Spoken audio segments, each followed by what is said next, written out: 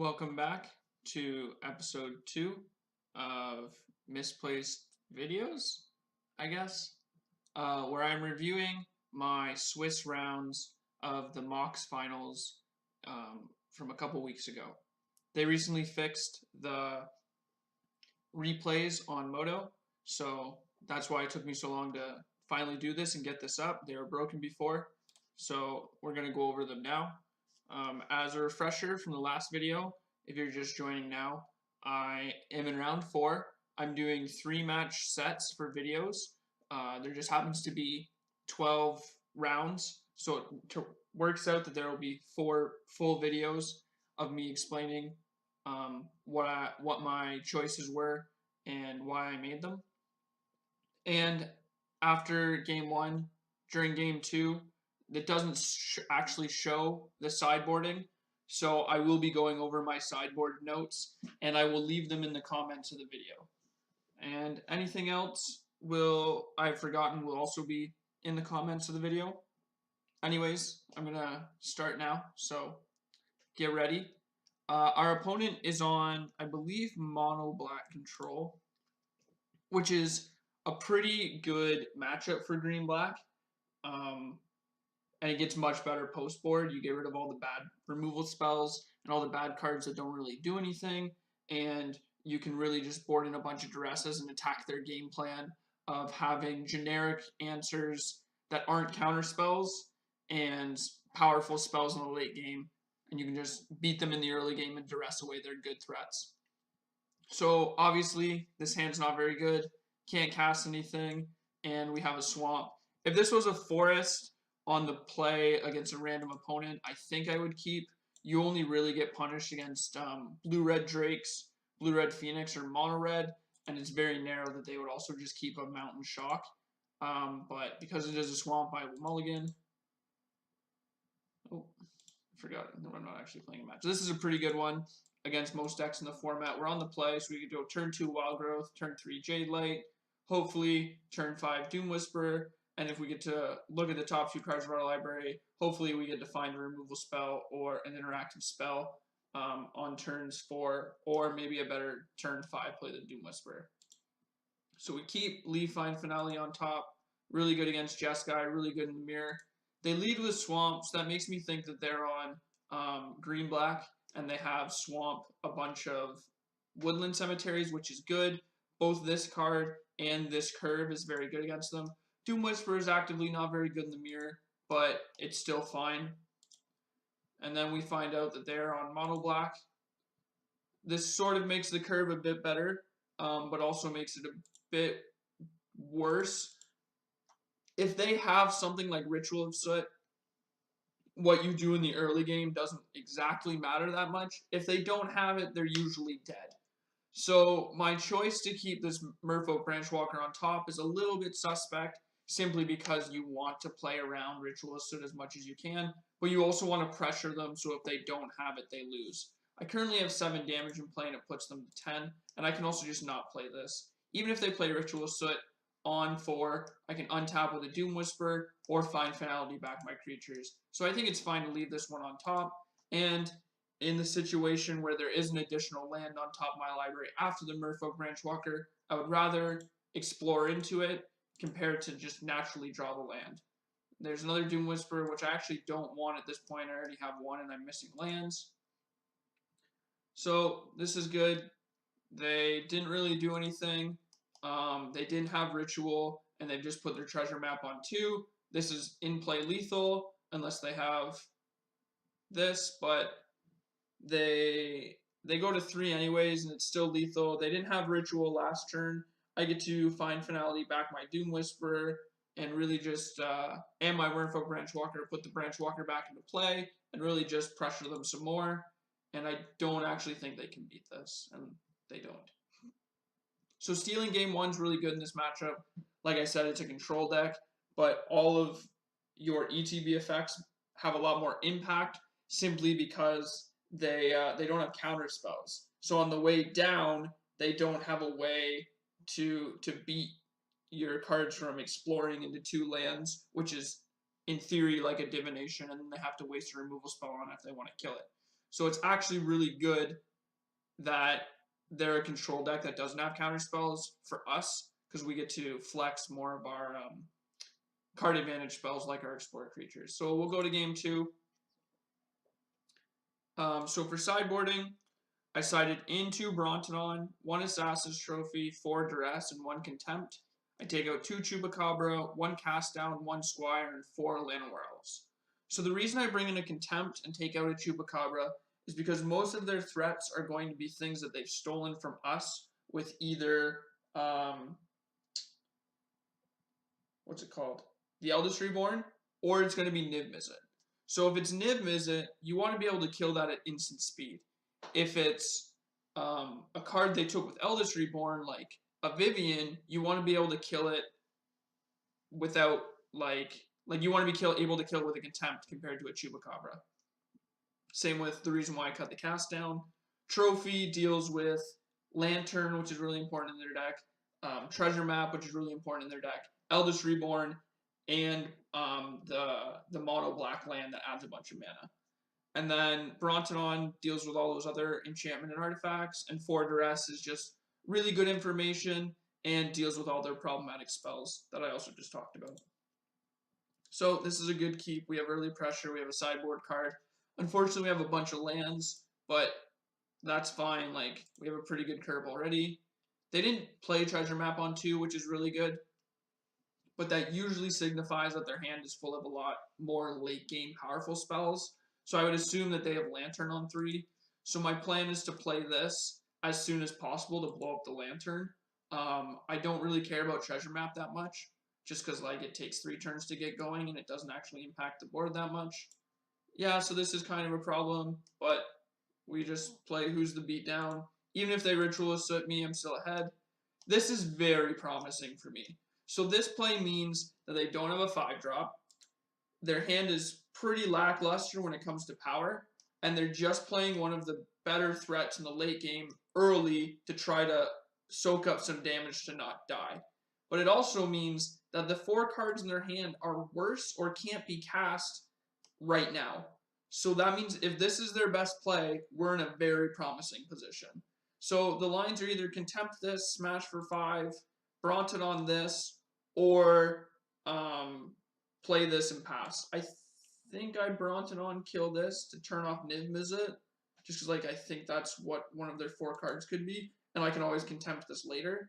And if they do somehow have a second one, Niv-Mizzet, I'd rather save this for Niv-Mizzet, but we'll see. Yeah, so I do that. Then we just pass. They grab a card. This was probably the best draw in my deck, simply because I get to see what they tutored for, and I can see if I should cast this or this, and I get to see what they're going to be doing for the rest of the game. So, I think I duress them. Why is this not working? Okay, well, we'll just pass the turn. Yeah, so I duress them. We see Chromatic Lantern, Star of Extinction, Eldest Reborn, Ritualist Soot. So they can't actually cast Star. Eldest Reborn is pretty lackluster on this board. And Ritualist Soot's annoying, but killing these 2 is not that big of a deal. So I end up taking the Lantern. I think I Contempt the Josu and pass with both.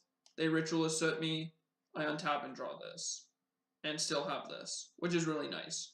So I can beat both of these cards. So if I find Finality back the Brontodon, we're in a pretty good position. And they can just never cast this card. So they technically only have 1 card in their hand. Yeah, so find Finality both this and this back. Play this, get a land, pass back. They probably Eldest Reborn, I sack that. I also draw one of the best cards in my deck at this point in another enchantment removal with Vivien Reid.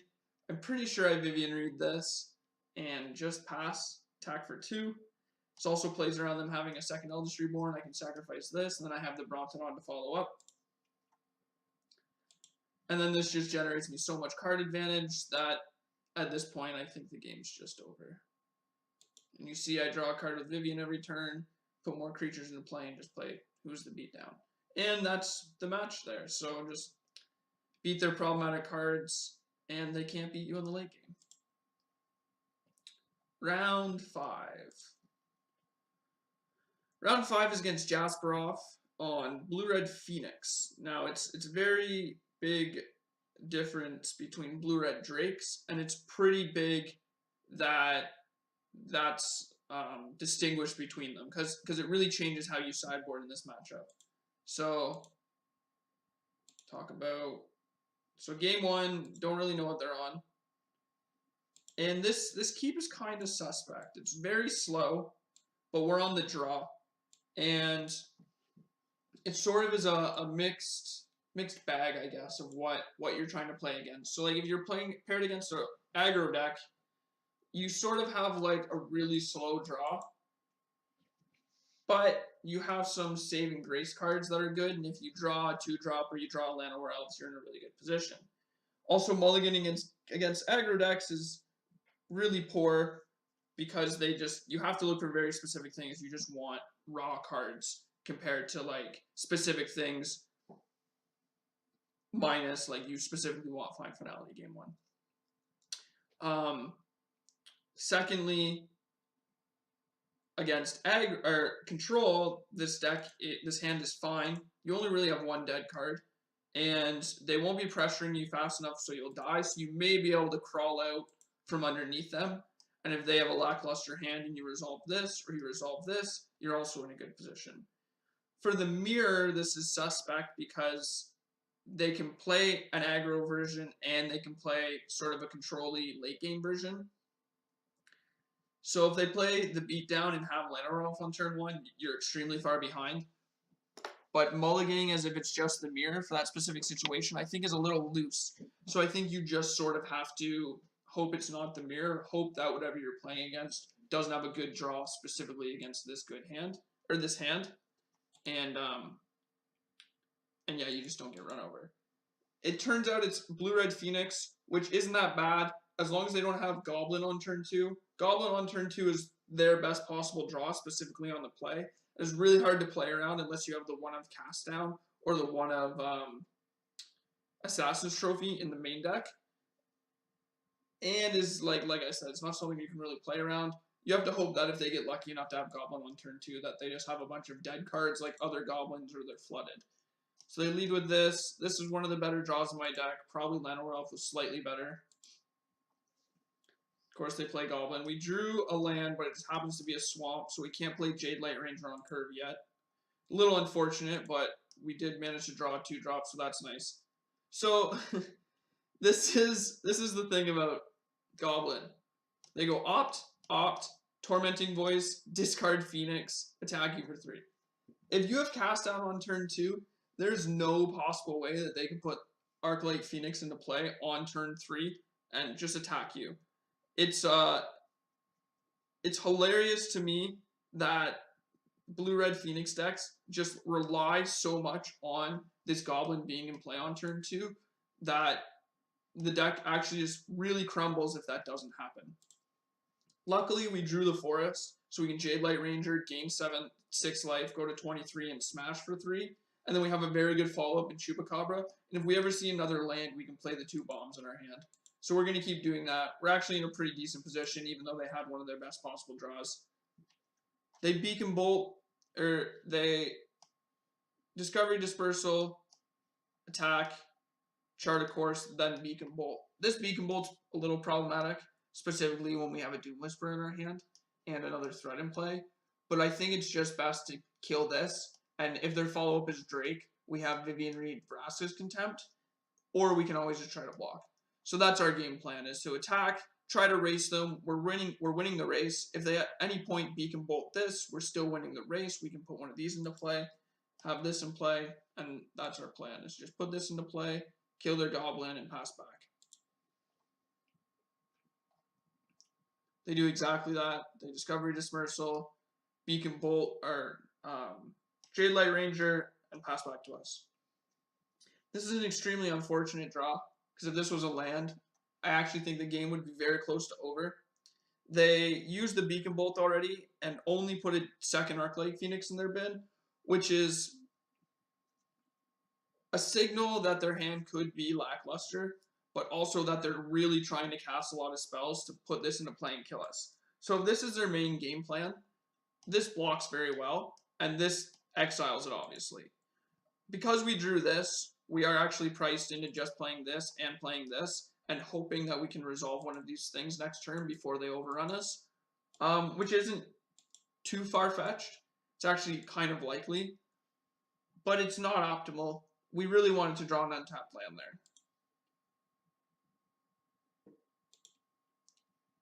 So they go play Radical Idea, pitch Radical Idea, pitching Steam Vents, Shock, Midnight Reaper. We draw 2 cards and don't hit another land, which is also very unfortunate, because I think at this point, if we were able to cast this, they'd be very hard-pressed to have 3 spells in their hand at this point in the game, simply because this deck seems to flood out so much that they might not be able to recur both of these. This was a good draw, but because we don't actually have a Explore creature, it's not going to do much. I think the line here is to just put Doom Whisperer into play, hope they don't have another Beacon Bolt or 2 Lava Coils, and smash for 2. Or we could Contempt one of these, play around them having double Lava Coil, second Beacon Bolt, and just smash for 2. I go to 9 and they go to 9. And then I can hopefully untap play this and they can't kill it. Or if they play a Drake, we can kill the Drake. So yeah, I do Contempt the 1 to really slow down their clock. Play around double removal spell. And it's actually good that we did that, because they have Ralzeric. I don't know if they drew Ralzeric off the Charter Course or what, but they drew it at some point. They ended up killing our Ravenous Chupacabra, which is kind of suspect to me. Doesn't make a whole lot of sense. I think you just want to tick up and start looking for more threats. But at the end of the day, I guess I am still winning the race, and they don't want their Ral to randomly die. The line here is kind of weird. Play this, like you can block. You play this, and it might just die. You can't play this, which is one of our worst draws, and you still don't have an Explore creature. You can find Finality, back something, and hope that they don't have like double Drake or a bunch of Arclight Phoenixes, and just try to gain life in the meantime. Or you can like play this, tick up, try to find the land, and if they play Drake, you can still kill it, barring they don't have another Arclight Phoenix, but then they still have a Ral in play. So we're sort of in like a difficult position, but we're not quite dead yet. So we elect for Vivien, find a land. Must not really been much there if you grab this land, but maybe you want the land because so you can play this. They take up Ral. They go Lava Coil on the Elf, which is also very weird. Maybe they identify that the Elf is very important for me to cast my spells, but I'm not entirely sure. Like that line's kind of suspect. Because they played this, it means they can't double Lava Coil the Doom Whisperer. And if we find something like an Explore creature off Vivien, we might be in a good position to kill them in a turn or 2. So I think I actually try to find an Explore creature. Or no. I find Finality, back an Explore creature, play Wildgrowth Walker. Do I go Wildgrowth Walker, Jadelight? Maybe I do that. Because then they have to kill their Ral to kill one of my creatures to not die the following turn. Huh. I don't remember exactly what I do, but I think I cast this. I find this, play this, tick up this first, and then find this. We'll see. So we see Wildgrowth Walker, Swamp. This is an awful look for Vivien, because none of these cards actually impact the match. And I think this is what really puts me over the top to go Jadelight, Ravenous Chupacabra. I don't even know if I grab Ravenous Chupacabra. Yeah, so I cast Find Finality on Jadelight Branchwalker. Play Wildgrowth, yeah, okay. Play other. Oh, I played this? Huh. Oh, yeah, I remember now. So I played the Wildgrowth because I assumed they had second Lava Coil. But they actually had they had 2 shocks. So they double shock the Wildgrowth Walker. I then get a Merfolk Branchwalker. and they like untap play double Drake, and I'm like extremely far behind. Where if I just play this or like this, I'm like kind of far ahead, and I can find Finality the following turn and sweep up both Drakes. So they double shock, yeah. Final land. Yeah, and then I'm just dead, because I can only kill one. And I don't have enough mana to get back this Ravenous Chupacabra. So, like, the play I made last turn is just, like, super punishing. And all these weird plays, like, from them sort of add up, because I can't actually kill them. And I'm just dead. So, I just scoop them up. Don't waste my time. We go to game 2.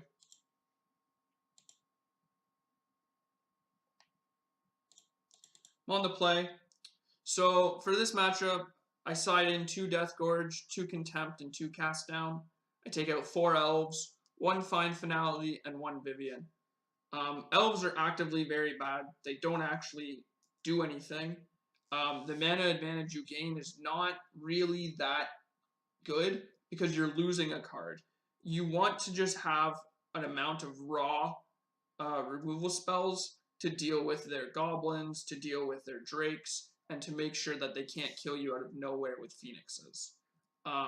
You bring in Deathgorge because it eats their phoenixes, eats their flashback cards, and also attacks for 4, so it attacks through their drakes, which are X4s. 2 Contempts because it deals with Row, and it deals with their phoenixes, and then 2 Cast Downs is just good removal. Being on the play is nice, although I really didn't want to lose game 1. This hand's kind of suspect, but you have a late game threat, you have a removal spell, and you have something to put you over the top if they kill all your creatures. Which is their game plan, is they want to beat you from playing a bunch of explore creatures on curve, and the best way for them to do that is to just shock and trade in combat. Or some of them play Fiery Cannonade. So you want to be able to buy back your Wildgrowth Walkers, your Explore creatures, your Doom Whisperers, etc. Which is why I don't cut all the Find Finalities. You know, they play Mountain. So this signifies to me that they have a Swamp, and they have a Shock, and they don't have an Opt, which is nice. They're on double, yeah, so there's the Shock. They're on double Mountain, no blue source. I revealed Jadelight Land. I don't want a second Jadelight right now, and I can always find them back. So if I go Wildgrowth Walker, Find Finality, both of these, I'm basically pressuring them to kill this, and if they do untap Lava Coil this, they're not putting pressure into play, so I can untap and put my Vivien into play, which is really nice. They also, once again, have double mount and no blue source, so it's going to be very hard for them to turn their deck on. And if they play anything too threatening, I can always Contempt it. Just pass. They're on Triple Mountain. I don't know what they kept, but Triple Mountain's not going to do it.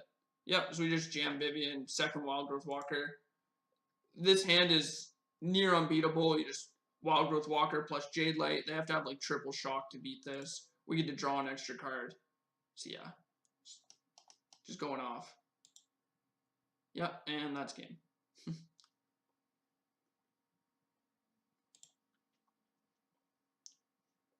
We'll go to game 3. And we're on the draw. Oh, no, stop that. This is a suspect hand. Up until this draw, we didn't have double green.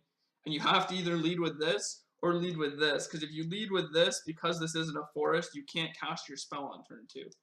This says to me that they have a shock and they're trying to beat my turn 1 Llanowar Elf, which I sided them all out. So they're losing tempo advantage. I have an answer for just about anything in their deck, but it doesn't come until turn 4, which is kind of problematic on the draw. So hopefully they don't pressure me too much. So yeah, we have to lead with Swamp. Tormenting Voice Phoenix is very nice for us. It means they don't have Goblin. This was a good draw. It sort of says, hey, you have to beat this. If you don't, you probably lose the game. And they just play Goblin tap land, which is so nice for us. Drawing this was also a very good draw. So I think I actually play this, eat the Arclight Phoenix, and pass. They didn't have Lava Coil last turn, so I'm going to put them on not having it this turn. And if they do, they probably drew it, whatever. I can still win the game. I don't really want to die from them, like, not drawing me. Oh, I didn't do that. Huh. That's interesting. I feel like that was actually a more correct play, but maybe trying to find the untapped land was more correct, so they can't kill this. I think it works out, though. Yeah, so they're trying to erase me. So that actually was a much better play, because they're forced into shocking this. They spent a lot of resources to put this into play, and only hit for 5, and I'm still at plus 20. So I can Chupacabra this, and keep attacking, or I can play this, attack them for 5, go to 27. I should probably play around Star of Extinction, but if they star with their Goblin Arclight Phoenix deck, it seems like just poor deck building, so they probably don't have it. They could also be trying to set up a Rouse Derek, or is it Viceroy, by putting a bunch of spells into their graveyard so they can kill this next turn. So chooping this might make this dead, so I think I actually just play this, and then this, and then try to go this the following turn, or try to play this. And then I can always save this for a Drake, so we'll see. Oh, no, I do that. Okay. That's also fine. I think this is better. If they ever want to cast another Phoenix, they have to hard cast it. It's going to be hard for them to play a lot of spells in one turn. If they have Rao, they have to kill this, and if they kill this, it goes to 2. If I draw an untapped land, I can kill this, kill Rao. Or I can start like pressuring them more. So let's just see what they do. Oh yeah, and they didn't really do anything the turn before, right? They played this and then played this tap, so their hand could also just be like a bunch of nonsense stuff. Which it sort of is. This card's very clunky. It's very hard for them to like cast this with a good sequence. And of course they Goblin Electromancer into Entrancing Melody. Which is fine on 5, but doesn't really accomplish much. Their threat is still only this Arclight Phoenix, and I can definitely beat this. We drew a fine Finality, which is nice, so it means if I hit my 6th land next turn, I can find back Chupacabra, kill this, or I can just Wrath the board if I find a way, if I can like somehow deal with this. So I think the line is to just try to find land so I can cast my spells on curve. So I think I lead with this, and if I hit an untapped land, I play this. Or if maybe I lead with this and see if I hit untapped land and play this. Yeah, they only have 2 cards, and they don't really have much threat. So yeah, I think that's the line. And then I can just like try to win the late game with all these 2-for-1s. Yep. So I missed on the land, but I saw Midnight Reaper, which I banned and cast down.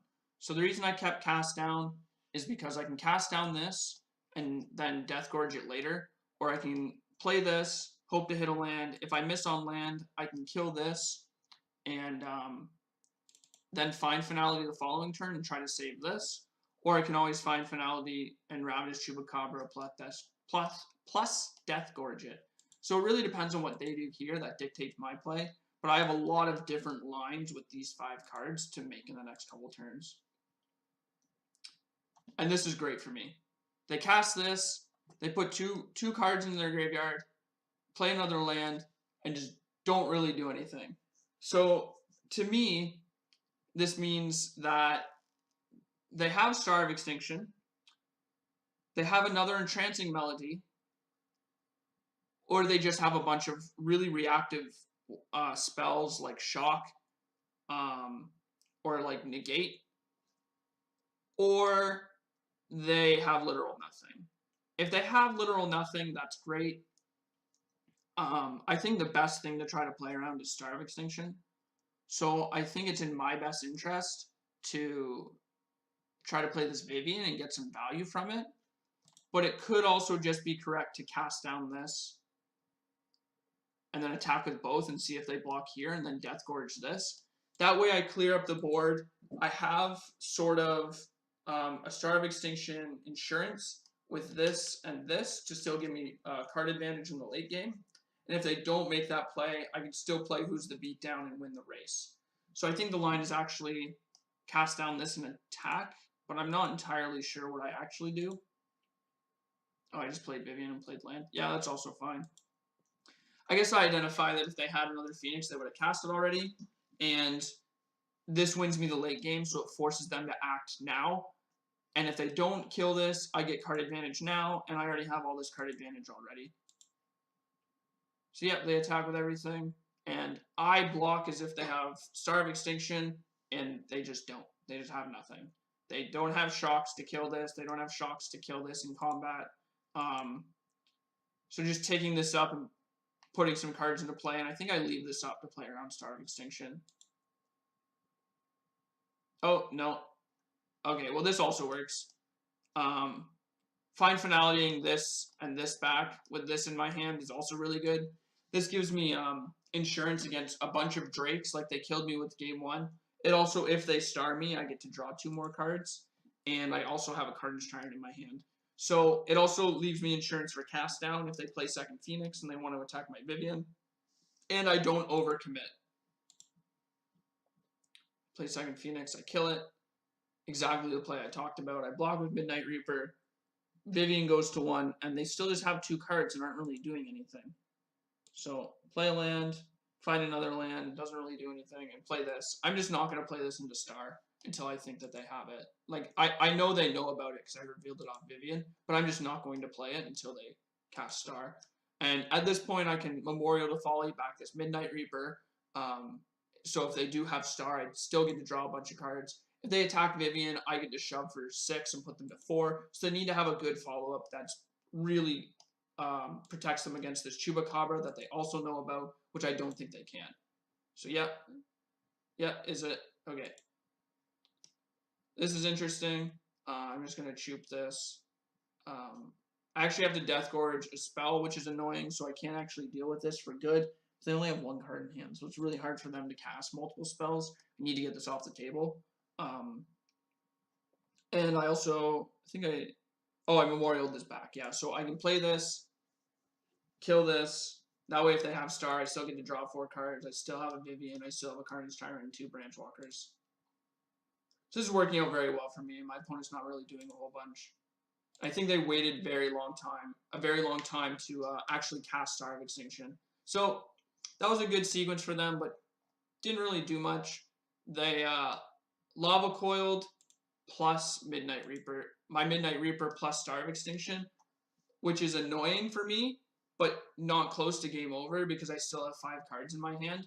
So for me, I can either play this Carnage Tyrant or I can play Vivien and play a Branchwalker and hope they don't have 3 cantrips in a row on top of their library. If for 1 turn they brick, they lose the game. But the same thing goes with Carnage Tyrant. If I put Carnage Tyrant into play and they brick for a turn, I think they also lose. The unfortunate part about this one is if I put this into play and they have exactly a Drake and then they have Dive Down or Negate or something, I also lose. So I think the correct line is to like put Vivien, see what I hit, then put Branchwalker into play, just to like play around them drawing runner. But I might just put Carnage Tyrant into play. I don't remember exactly what I do. Yeah, I just put Carnage Tyrant into play and say, show me. They draw one of their worst draws is Goblin Electromancer. I think at this point they're just dead. Yeah. Yep. And that's round 5. I am currently 5-0 in the event. In round 6, my opponent's on blue-red Drakes. I would like to play first. So this hand's suspect. This is one of the hands I talked about a little bit earlier.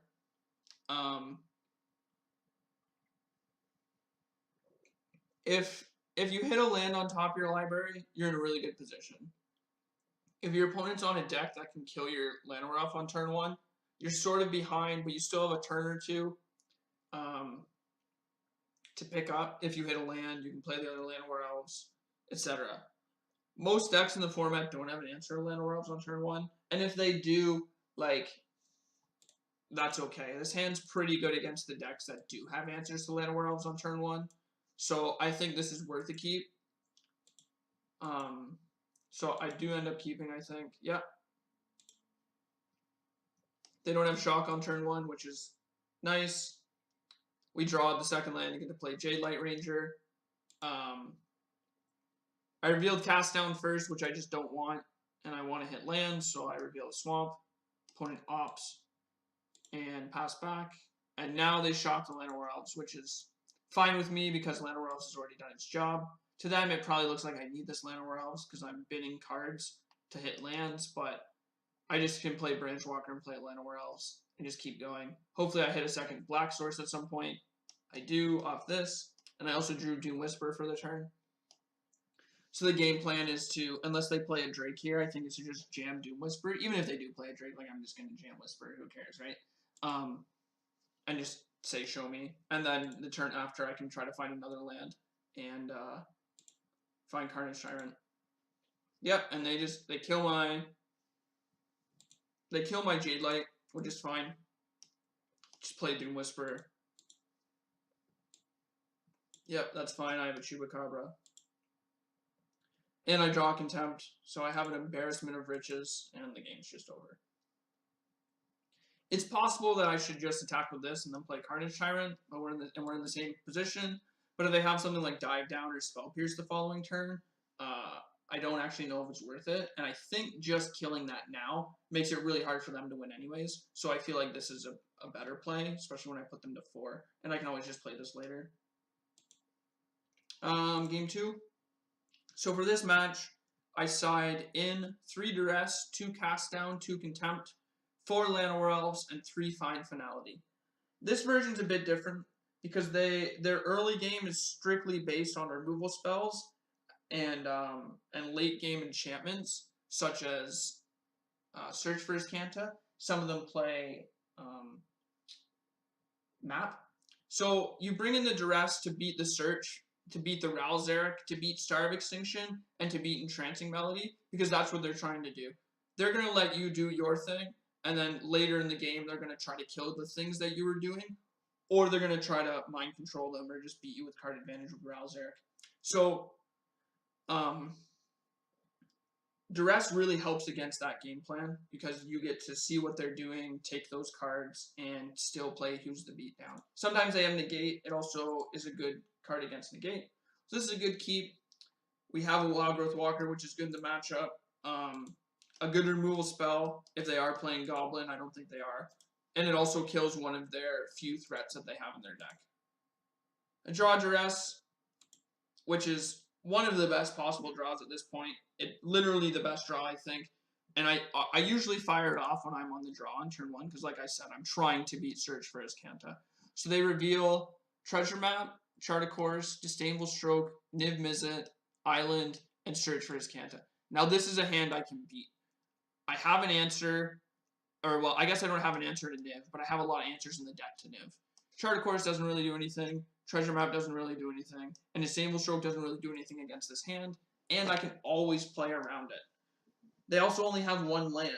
So if they draw lands to get out of this, they have to draw a very specific amount of lands if they want to also be scrying. Or if they don't draw lands, they're kind of sewered because they have a bunch of spells that are reactive compared to not reactive, like pressuring me. I draw a land is kind of a bad draw. They played Treasure Map, which is fine. They've also played the Island. Chart of Course into land, or well, land into Chart of Course, I guess, so they can scry. This is going kind of poor for me, and I draw another land. So this is how I start to lose this game, is they pull out of their mana problems, they're going to flip a Treasure Map, and I draw a bunch of lands. Literally 4 lands. Well, I guess 3, Duress, 3 lands off the top. If they play this Niv Mizzet, I probably can't win. So I have to draw an answer for it right now, and I brick. They play it. They now have 4 cards, including Disdainful Stroke and Niv Mizzet. I don't think there's anything I can do at this point to win. Yeah. Yep. I go to 14. I keep playing because, yeah, I'm just dead though. They have 7 cards, and there's nothing in my deck I can do to kill that. Game 3. I'm on the play this time. And this is a great keep. This is exactly what I want to see. I have turn 1 interaction if I want it, turn 2 threat, turn 3 threat, and removal spell for their random enchantments. So I think I actually fire off this this Duress on turn 1 because I have a game plan for turns 2 and 3, and I really want to beat Search for Azcanta. Yep. So I take treasure map. Their hand is 6 lands, Disdainful Stroke. Wonderful. I love it. Loose keeps are what I live for.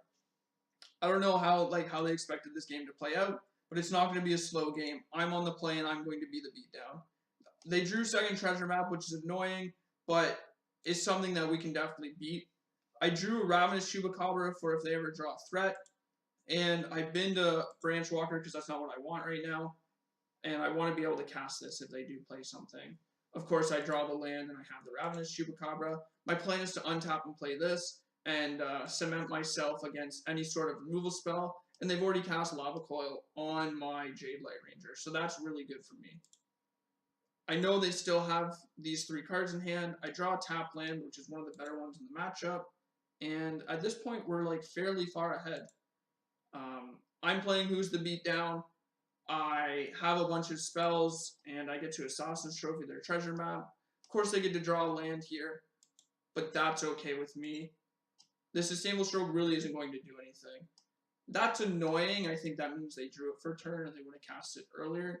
Although I still have a good insurance against Star of Extinction, and I get to buy back this Branchwalker if I want to. So we just keep playing this game. They go to 2. I drew another removal spell, and the game's over.